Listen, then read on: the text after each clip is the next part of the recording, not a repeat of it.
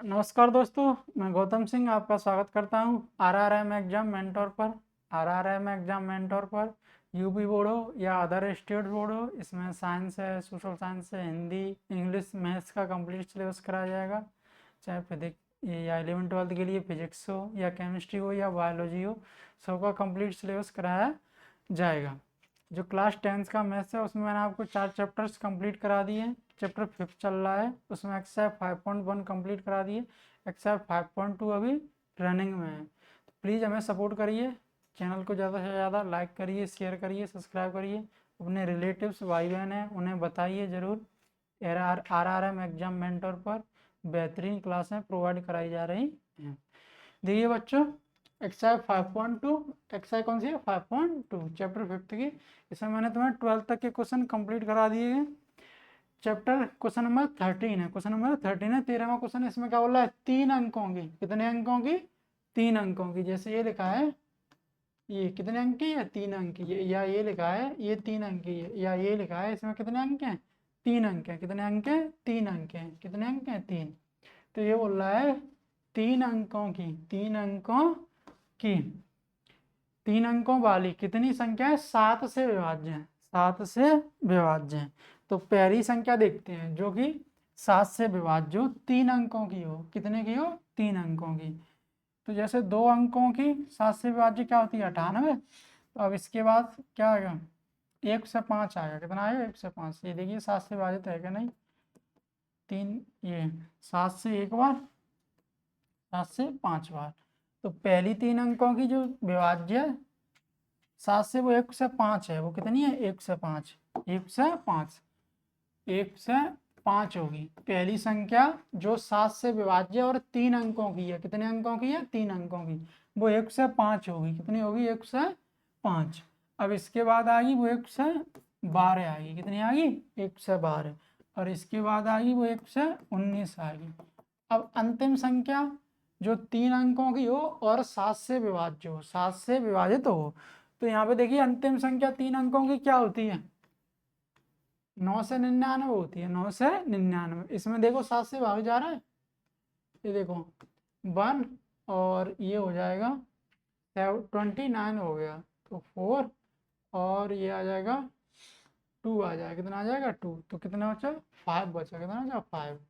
तो इसका मतलब यहाँ से 5 माइनस कर दो इसमें से, तो यहाँ पे कितना रह जाएगा? 9 से 94। इसमें देखो 7 से 9 में एक बार, यहाँ कितना रह गया? 29 हो गया। 7 चौक 28, 28। अब यहाँ 7 दूनी 14। तो जो अंतिम 3 अंकों की संख्या हुई जो 7 से विभाज्य, वो कितनी होगी? 9 से 94 होगी। कितनी होगी? 9 से 94।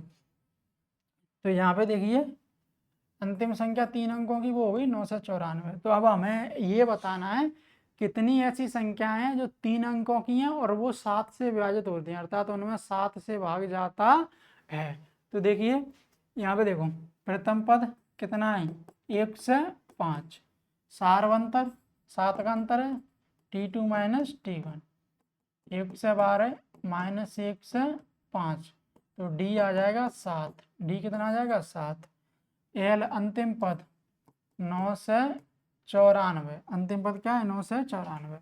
अब ध्यान से देखिए कितनी अंक संख्या 7 से विभाजित है, तो मैं मान लूंगा, माना 3 अंकों की, 3 अंकों की, 3 अंकों की 7 से विभाजित संख्या है, 7 से विभाजित संख्याएं, विभाजित संख्याएं,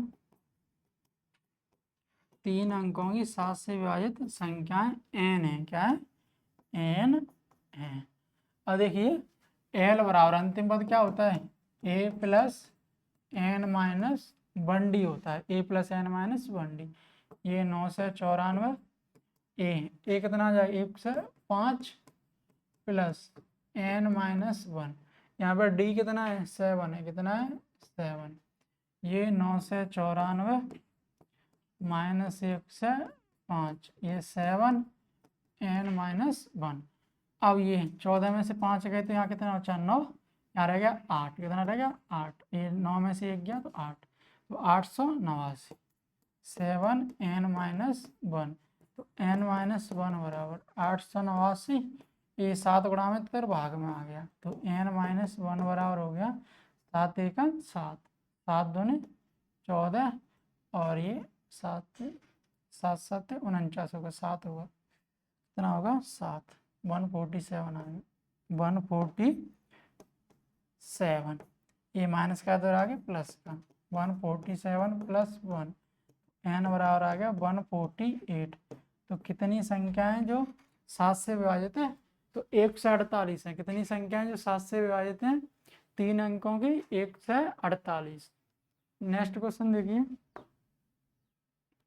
10 और 250 के बीच में 4 के कितने गुणज हैं, 4 के कितने गुणज हैं, 10 और 250 के बीच में 4 के कितने गुणज हैं, तो देखिए 10 और 250 के बीच 4 के कितने गुणज हैं, 4 के गुणज का मतलब 4 का मल्टीपल, 4 के गुणज, 4 के गुणज का मतलब 4 के गुणा में होते, 4 के गुणज क्या होते हैं, 4, 8, 12, 16, 20, 24, 28, 32, ऐसे आगे तक चलते जाएंगे। 4 के गुणज का मतलब 4 का मल्टीपल, जो 4 के पहाड़े में आ रहे हैं, 4 के पहाड़े में आ रहे हो, लेकिन 4 के गुणज हमें ऐसे बताने हैं जो 10 और 250 के बीच के हों, 10 और 250 के बीच के हों। तो देखिए कैसे करेंगे,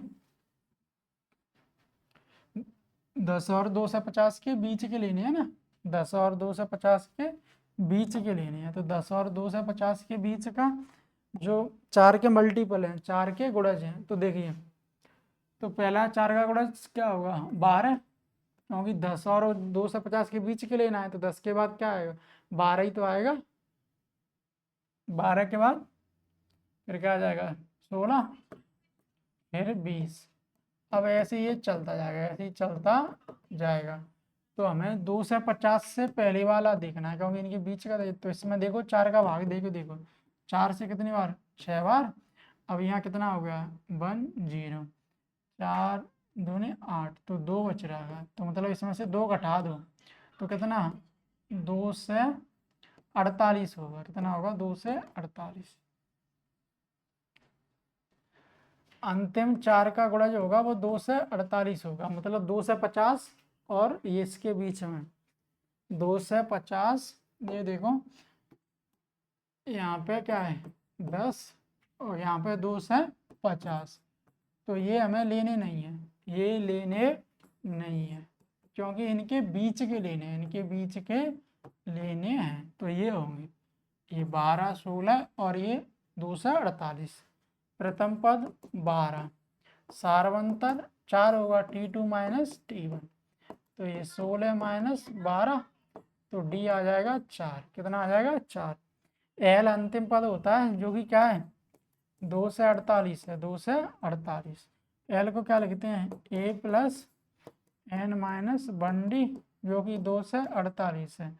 A क्या है 12 है, प्लस n माइनस 1, D क्या है 4 है, ये 2 से 48, ये 12 प्लस 4 का अंदर गुणा कर दो 4n माइनस 4, ये 2 से 48, तो ये 12 में से 4 गए तो यहाँ कितने बचेंगे 8 प्लस 4n बराबर 2 से 48 हो गया। तो ये 4n बराबर 2 से 48 माइनस 8, 4n बराबर ये 2 से 40, तो n बराबर 2 से 40 बट्टे 4, तो n बराबर 60 आ गया। n बराबर कितना आ गया 60। तो 2 और 2 से 50 के बीच में 4 के गुणज हैं, तो कितने 4 के गुणज हैं 60 हैं। 4 के गुणज कितने हैं 60 हैं। 2 और 2 से 50 के बीच, 2 और 2 से 50 के बीच 4 के मल्टीपल हैं, वो कितने हैं 60 हैं, कितने हैं 60 हैं। अब देखिए 15वां क्वेश्चन देखो, 15वें क्वेश्चन में क्या बोल रहा है n के किस मान के लिए, n के किस मान के लिए दोनों समांतर श्रेणियों 63 65 67 और 3 10 17 के nवें पद बराबर होंगे। तो ये देखिए पहली समांतर श्रेणी समांतर श्रेणी। समांतर श्रेणी को शॉर्ट में ये लिख दिया, क्या है 63, 65, 67 और ऐसे ही चलता जा रहा है। तो इसमें देखिए प्रथम पद क्या है 63, सारवंतर D, T2 minus T1, D 65 minus 63, तो डी आ गया 2 आ गया, डी कितना आ गया 2। तो इसका nवा पद Tn होगा, क्या होगा a plus n minus 1d, ये कितना है 63 प्लस n माइनस 1, डी कितना है 2 है, कितना है 2। अब देखिए दूसरी समांतर श्रेणी क्या है, दूसरी समांतर श्रेणी, दूसरी समांतर श्रेणी, दूसरी समांतर श्रेणी 3, 10, 17 और ऐसे आगे चलता जा रहा है। a बराबर 3, d बराबर T2 माइनस T1, तो d आ जाएगा कितना 10 माइनस 3, तो d आ जाएगा 7, कितना आ जाएगा 7। इसका nवा पद निकालें तो क्या होगा a plus n minus 1d, इसका प्रथम पद 3, n माइनस 1, d का मान 7 आ गया, तो ये 3 7n माइनस 7, तो आ जाएगा 7n माइनस के 4 आ जाएगा, 7 माइनस के कितना आ जाएगा 4। और दोनों nवें पद बराबर कर दो, दोनों nवें पद क्या कर दो बराबर, दोनों nवें पद कर दो बराबर। तो ये देखिए Tn और ये Tn दोनों बराबर कर दिए, तो ये कितना आ गया 63 प्लस 2n माइनस 1 और ये 7n माइनस 4 आ रहा है, कितना आ रहा है 7n माइनस 4। तो देखिए ये 63 2 का अंदर कर दो, ये आ जाएगा 2n माइनस 2, ये 7n माइनस 4।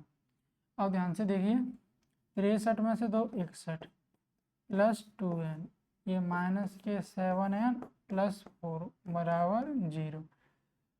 तो यहाँ पे आ गया 5n और ये हो गया कितना 65 बराबर 0।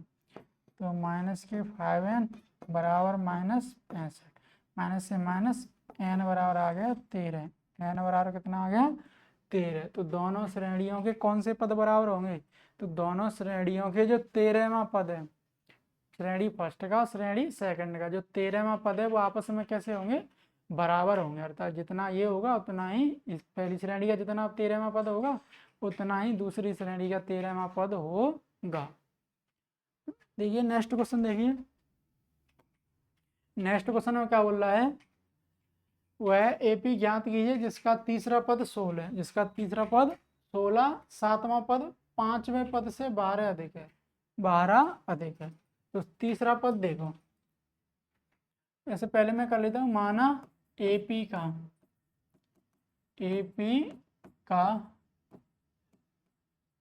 प्रथम पद ए, माना एपी का प्रथम पद ए तथा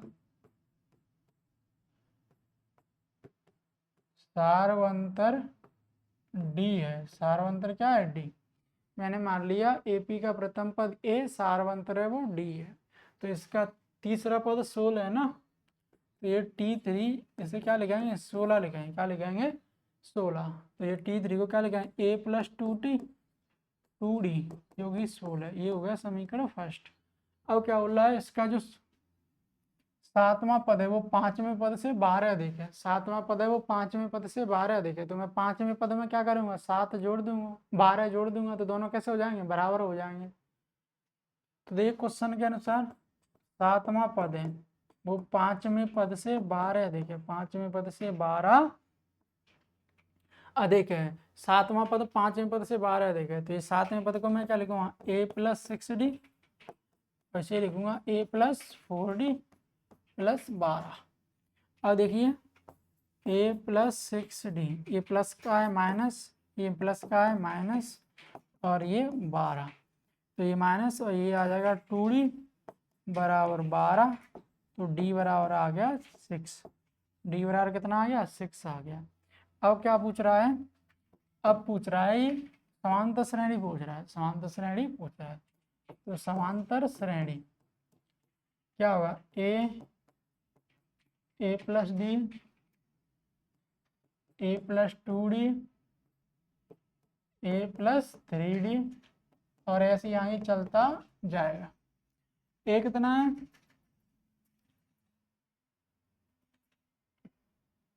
अभी यहाँ पे ए निकाल लो, डी आ गया 6, तो ये डी यहाँ पे रख दें तो ए आ जाएगा, क्या आ जाएगा, ए आ जाएगा। ये देखिए समीकरण फर्स्ट से,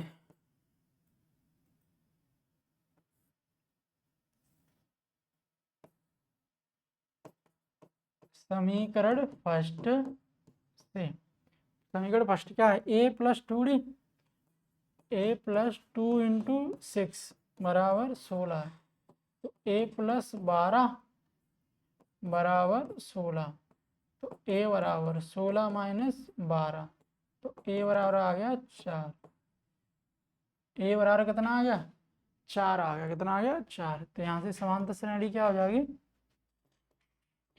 समांतर श्रेणी ए प्लस डी, ए प्लस 2d, ऐसे आगे चलता जाएगा। ए कितना है, 4 है, और ये 4 प्लस 6, ये आ जाएगा 4 प्लस 2 इंटू 6, और ऐसे ही चलता जाएगा। तो ये 4 6 4 10, और ये 6 दूनी 12 और 4 16, और ऐसे ही चलता जाएगा, ऐसे ही चलता जाएगा। तो समांतर श्रेणी ये हो गई 4 10 16, 4 10 16, ऐसे ही आगे बढ़ती जाएगी। फिर क्या हो जाएगा, 22 हो जाएगा, फिर क्या हो जाएगा, 28 हो जाएगा, क्या हो जाएगा, 28 हो जाएगा, 28 हो जाएगा। तो मिलते हैं नेक्स्ट वीडियो में, तब तक के लिए जय हिंद।